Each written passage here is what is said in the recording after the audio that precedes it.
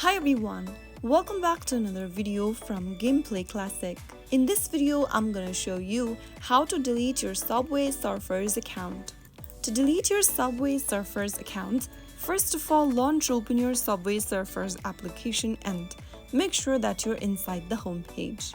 Once you're inside the game, go ahead and tap on the gear button at the top right corner. This will open up the settings menu on which you need to scroll down to find Delete My Account button. Tap on Delete My Account in the pop-up once again and tap on Continue. Follow through the instructions and you will then be able to delete your Subway Surfers account. Deleting your account will permanently erase all progress, characters, and in-game purchases. That is how you easily delete your Subway Surfers account. I hope the tutorial was helpful to you. If it was, go ahead and give us a thumbs up. Don't forget to subscribe to the channel by hitting that subscribe button.